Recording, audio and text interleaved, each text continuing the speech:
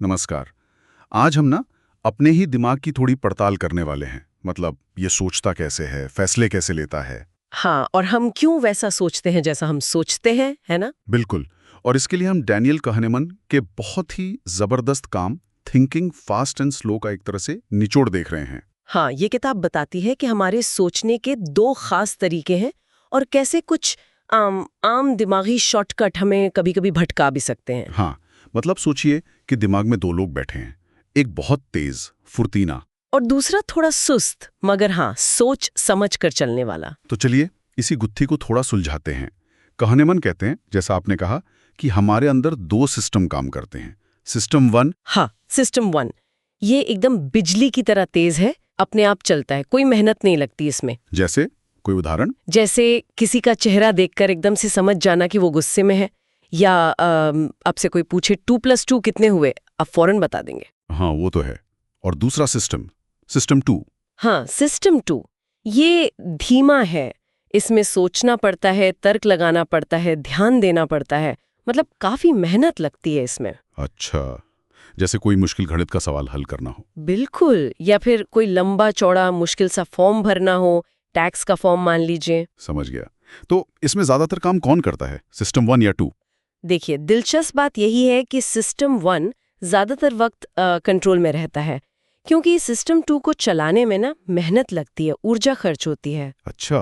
कहनेमैन उसे lazy controller कहते हैं, मतलब आलसी कंट्रोलर, वो मेहनत से बचता है। तो क्या इसीलिए ऐसा होता है कि जब हम किसी काम में बहुत ध्यान लगाए हों और कोई टोक दे तो एकदम चिढ़ मच जाती है? हाँ, बिल्कुल, क्योंकि आपका सिस्टम 2 पूरी तरह व्यस्त है और उस वक्त उसे डिस्टर्बेंस पसंद नहीं। और शायद इसीलिए जब हम तनाव में होते हैं तो गलत फैसले ले लेते हैं, क्योंकि सिस्टम 2 थक जाता है। पकड़ा, सिस्टम 2 थक जाता है, या कहिए हम उसे इस्तेमाल नहीं करना चाहते, और फिर सिस्टम 1 जो डिफॉल्ट मोड है वो हावी हो जाता है। अच्छा।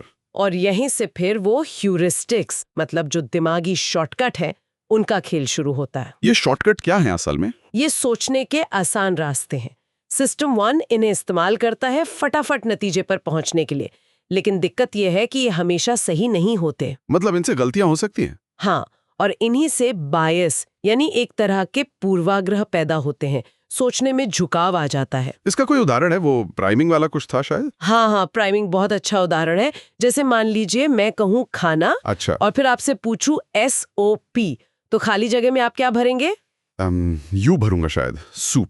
बिल्कुल, लेकिन अगर मैं खाना की जगह कहूँ नहाना, हाँ। या सफाई, और फिर पूछूं SOP, तो शायद ए भरूंगा, सोप। देखा, पहले वाले शब्द ने अनजाने में ही आपके बाद वाले विचार को दिशा दे दी। यही प्राइमिंग है। अरे वाह। मतलब हमारे आसपास की चीजें जिनका हमें शायद पता भी ना हो, वो भी हमारी सोच और हमारे काम करने के तरीके पर असर डाल सकती हैं। हाँ, बिल्कुल, इसे आइडियोमोटर इफेक्ट भी कहते हैं। एक स्टडी थी जिसमें जिन लोगों ने बुढ़ापे से जुड़े शब्द पढ़े थे ना, हाँ। वो कमरे से बाहर निकलते समय अनजाने में ही थोड़ा धीरे चलने लगे थे। सच में? कमाल है।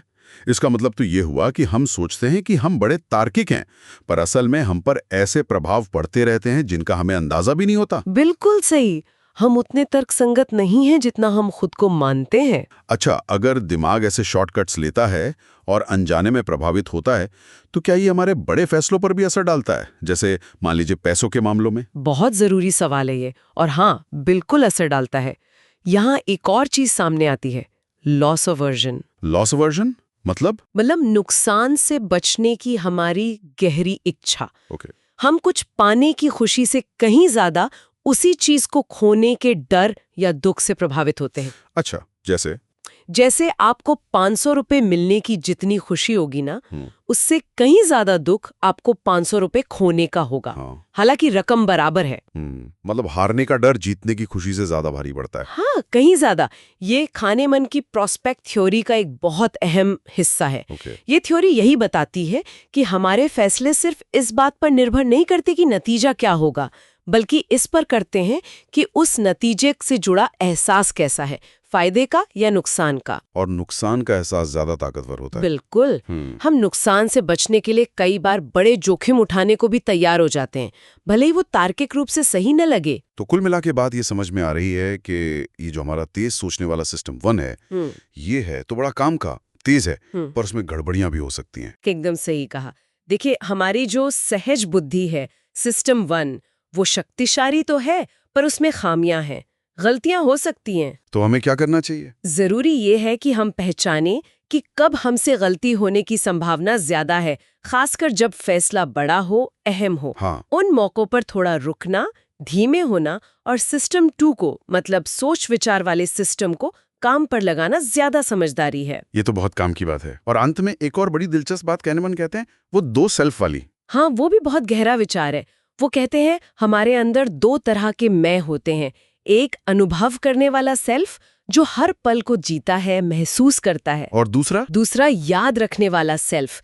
इसका काम है उन अनुभवों की कहानी बनाना, उन्हें याद रखना। और मजे की बात यह है कि अक्सर ये याद रखने वाला सेल्फ ही हावी हो जाता है। अच्छा, कैसे? जैसे मान लीजिए आपकी कोई छुट्टी बहुत अच्छी भी थी, लेकिन एकदम आखिर में कुछ छोटा मोटा बुरा हो गया। हाँ, तो अक्सर ऐसा होता है कि याद रखने वाला सेल्फ उस आखिरी बुरी घटना को ज्यादा वजन देता है और आपको पूरी छुट्टी ही खराब याद रहती है, जबकि अनुभव करने वाले सेल्फ ने शायद ज्यादातर वक्त मजा किया था। अरे हाँ, ऐसा तो होता है। तो अगर हमारी यादें हमारे असल अनुभवों को इस तरह से बदल सकती हैं, तो फिर हम अपने जीवन को कैसे याद रखते होंगे, कैसे उसका मूल्यांकन करते होंगे? यही तो, ये वाकई सोचने वाली बात है कि हमारी यादें कितनी सच्ची हैं और हमारे जीवन की कहानी पर उनका कितना असर होता है।